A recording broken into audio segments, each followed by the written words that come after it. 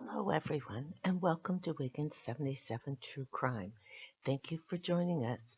At Wiggins 77 True Crime, our primary focus is on true crime. However, we do explore all types of cases, from missing persons to unsolved cold cases to current cases pending in the courts. It is important to us at Wiggins 77 True Crime to not be a contributor to the misinformation highway, but to dispel the myths and present only the facts of each case. We truly appreciate you taking the time to listen and welcome all feedback. Please leave all feedback in the comments section. Today we will discuss the missing person case of Jack O'Sullivan. This is Jack O'Sullivan's missing person poster. Jack was a student who lived at home with his family in Flaxburton, which is approximately a 15-minute drive from the city of Bristol. Jack had graduated from Exeter University and was currently studying a conversion law course in Bristol while living at home. This is the missing person poster for Jack. Jack O'Sullivan went missing in the early hours of March 2nd, 2024 in Bristol, United Kingdom. Jack was 22 years old at the time he went missing. He is 5 foot 10 inches with a slim build, short brown hair. He was last seen wearing a quilted green-brown Berber jacket, beige woolen jumper, which is a sweater here, navy chino trousers, and brown leather trainers with white soles. Just to give you an update, first the police did investigate further into the Apple AirTag, which you see on the left side of the screen. Apparently, because the Apple AirTag was not registered to an account, Apple was unable to provide police with any data from that Apple AirTag. Now, on the right is the neighborhood where Jack's phone last pinged on the network.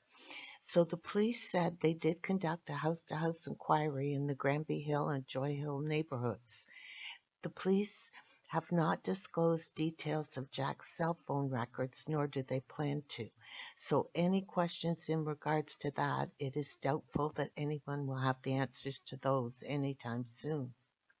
Now, this is a location in daylight, just so you get a better look of what this area looks like, that the police had determined was the last time that Jack was captured on CCTV at 3:17 a.m.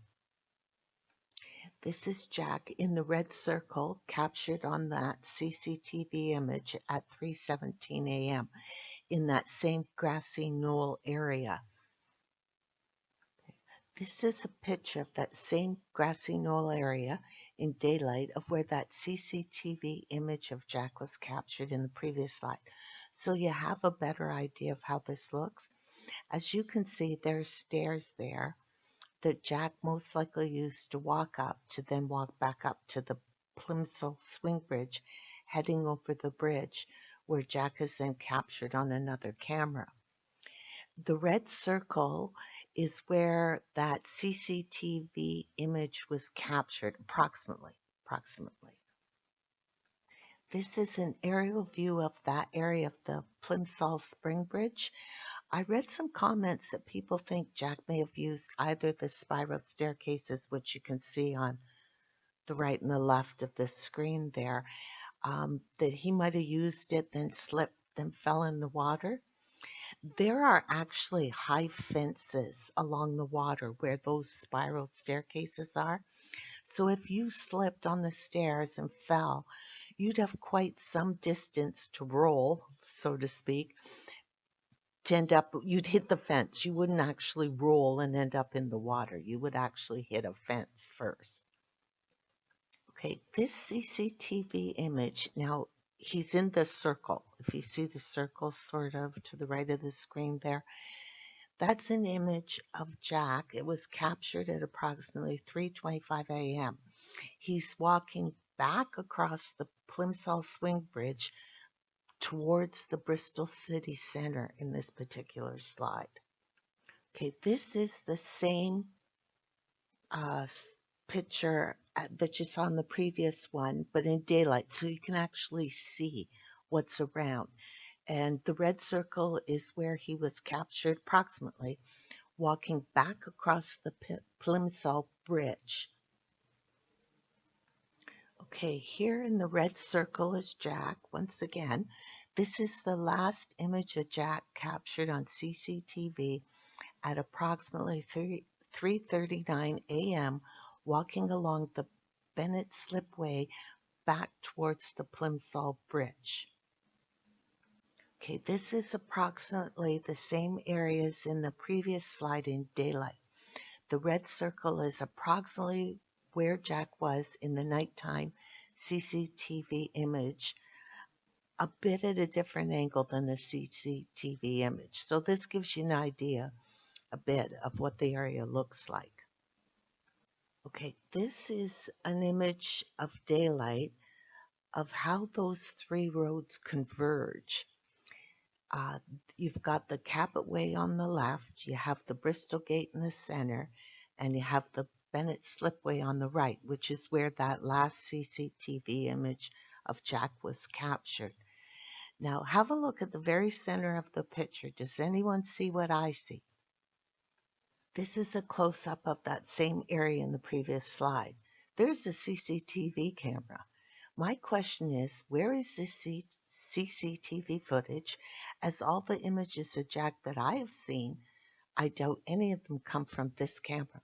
All you techie folks out there, please correct me if I'm wrong, that not only is this camera capable of taking crystal clear images, it also appears to have the ability to have captured exactly what path Jack took that evening across the Plimsoll Bridge.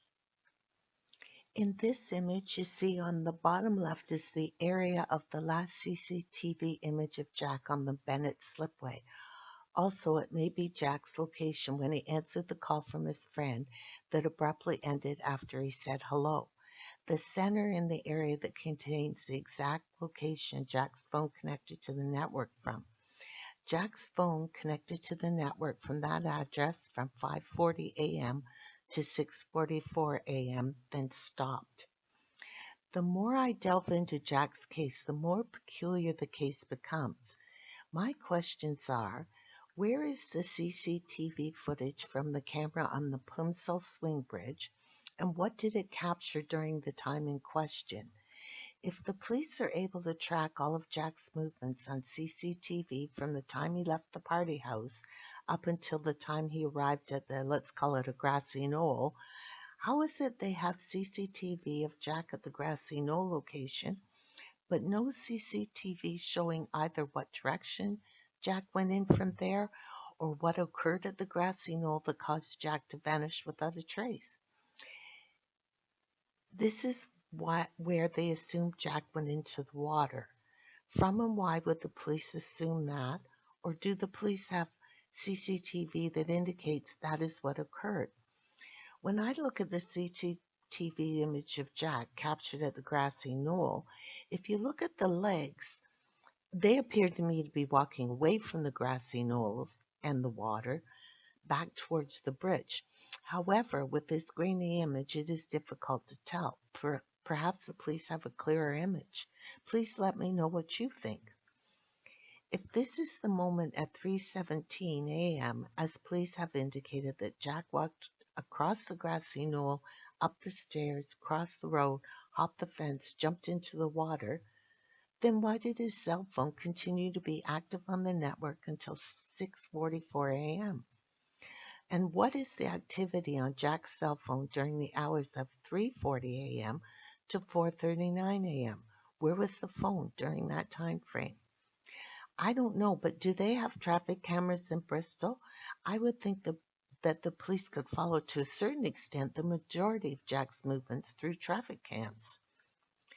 How does Jack vanish without a trace, yet his cell phone continues to work on the network until 6:44 a.m.?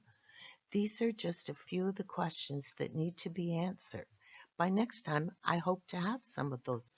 I have many more questions. Therefore, in the next episode, in the case of missing Jack O'Sullivan, I hope to have some more answers.